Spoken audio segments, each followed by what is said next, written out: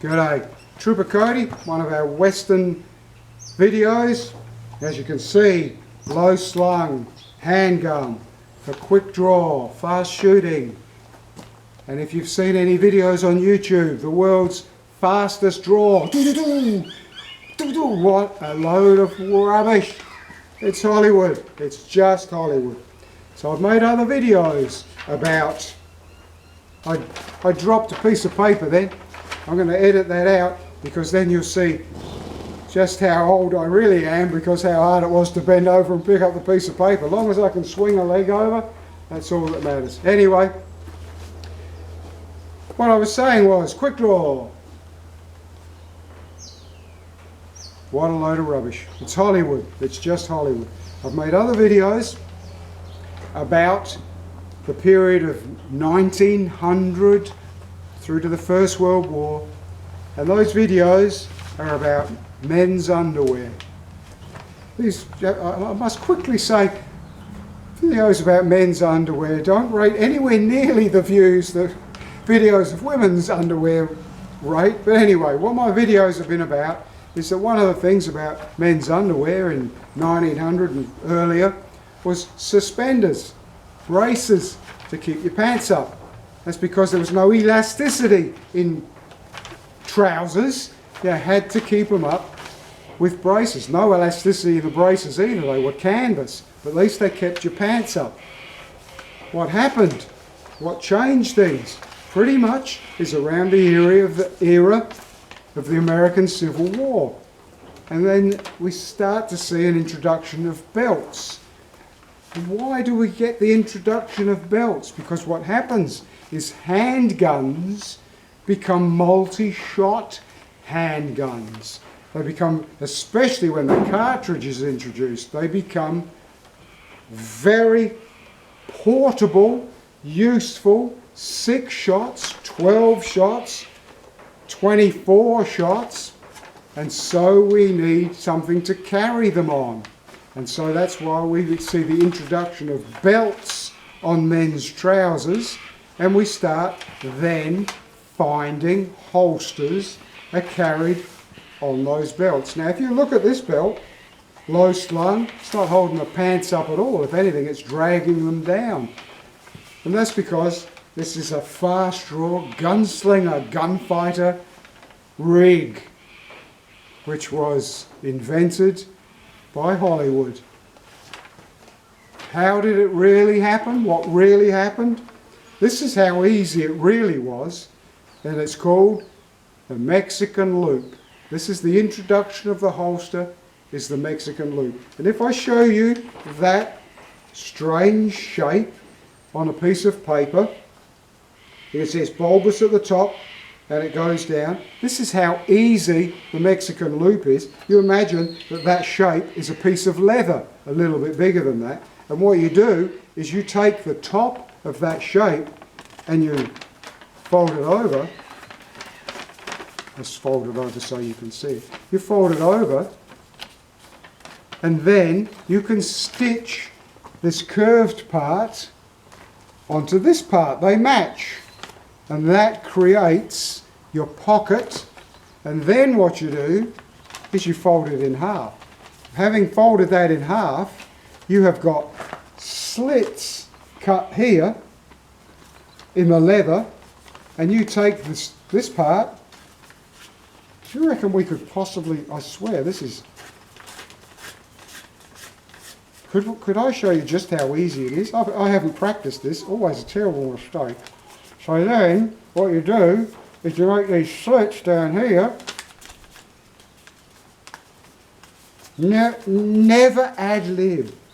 And then you fold this over and you put this part through these slits, and what you find is those slits hold this really tightly, and across here you had a hole from where you stitched it, and that is where the gun goes in. The gun goes in there, and then you've got these slits, and what that has created is that's where your belt goes. God, I wonder if that makes sense. And so quickly and easily you can then put that on any belt, because it will just slide on and off any belt. Of course, that meant that it was up on your waist, up at waist height.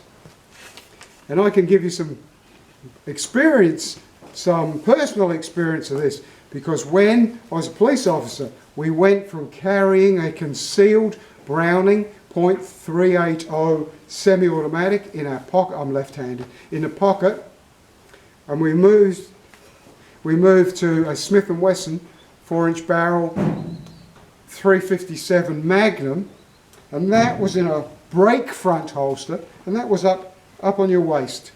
And the gun was called a break front, so when the gun went in, the cylinders were gripped by a steel frame, and you could pull on that gun and you could never pull it out. There's no way you physically could not pull that. It's called a break front, and that's because what you had, the front was a clip, was like a split spring, and what you did is you pushed it forward and pulled it out, and that's how you got it out. That was high on the hip. So that's how, and you know, you look at cops today, cops don't carry low slung quick draw guns. They carry them up on the hip. That's how it really was. Tom Mix, those early guys, Hollywood, what can you believe about Hollywood? Fair dinkum. Have you ever been to a pistol range and seen anyone shoot with their gun on the side? That is just the most bizarre thing I've ever seen. Hey, again, Hollywood again. Rightio. So what we're going to do to finish off this video, and seeing I'm wearing this rig, you can see the loops for the bullets, and so, oh yes, and you can see, hopefully you can see that 44 cartridge sticking up. There's a cartridge there. So I was asked, why did John Wayne do that? Why in all of John Wayne's movies do you see a long bullet in his belt somewhere? And what you'll find is that some people will say, that's so that when you're in a gunfight and you're reloading and you reach round and you hit the rifle bullet, no, oh shit, I've only got 6 bullets left after the rifle bullet. That's what some people will say. What is believed to be more authentic is that the 45.70 caliber rifle bullet, which is about that long, is in his belt because one side of the bullet is .45 long Colt ammunition, and .45 long Colt ammunition goes in the Colt Peacemaker type handgun, and you know John Wayne always carried that short barreled Colt, and the other side of the bullet is 44-40 ammunition, which is what his Winchester carried, and it was so that you never mixed up pistol bullets and rifle bullets. So that is the more believed version of why John Wayne carried the 45-70 rifle bullet in the middle of his belt. 45 long Colt one side, 44-40 the other. Righto. I think we've wrapped that all up. If you want to see more, stay tuned, come back, look out for when long content. Look out for when long content is posted. Ignore the shorts. Stick to the long content. And certainly, if you've got any questions, queries, let us ask. We'll be happy to answer them. And never feel afraid to say, Steve, you made a cock up, because I need to correct these things. Many thanks for watching. Cheers. Till next time.